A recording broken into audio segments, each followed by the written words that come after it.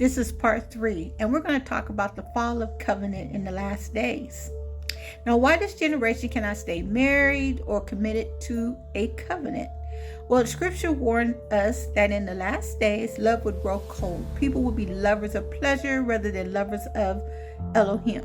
Rebellion against order would increase, family structures would collapse, and people would despise what is holy. We are watching this unfold exactly. Covenant fell when lust replaced purpose. Modern culture has taught people to follow desire, chase chemistry, value appearance, uplift individualism, avoid sacrifice, and reject authority. You cannot build covenant on lust and feelings and individualism. Covenant requires you to die to yourself. Yes, I'm going to say it again. It shows you who you are. It tells you to die to your own selfish desire. Marriage will open up your eyes and show you who you really are. Because when you're with someone else, it's no longer about you. It's about us. It's about being one. A covenant also requires commitment beyond emotions, choosing purpose over pleasure. These virtues are nearly extinct in modern society. Marriage became optional in a world without holiness. When holiness is removed, marriage becomes a contract, a lifestyle choice, a romantic accessory, and temporary experiment. Once marriage is despiritualized, its purpose dissolves. This fulfills the prophecy in Judges 21:25. Everyone did what was right in his own eyes.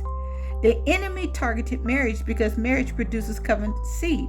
Satan attacks what Yahuwah honors. Marriage creates generational legacy, covenant households, righteous lineage, protection from immorality, stability for children, and order in society. Destroy the marriage, destroy the nation, you destroy the people. We are watching this tragedy play out globally. Self-worship replaced Yahuwah's worship. This generation worships comfort, independence, self-expression, autonomy, personal happiness. Marriage requires compromise, humility, service, patience, responsibility. When a culture is obsessed with themselves, covenant becomes impossible. People want marriage benefits without marriage covenant. How many men and women are living together like a husband and wife? They want all those benefits, but they don't want the covenant of putting a ring on it.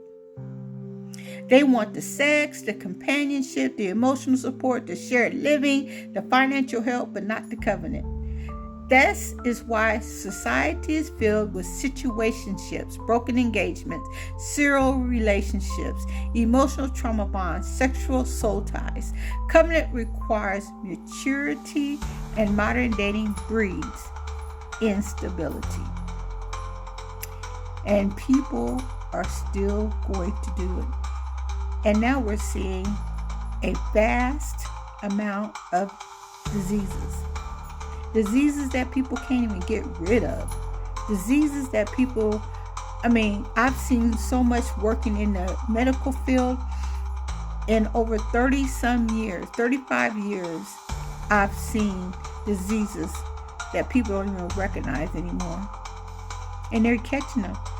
And they're just popping a pill, and they still have an unprotected sexual relations, both married and unmarried, and dealing with consequences of unaliveness or just sickness.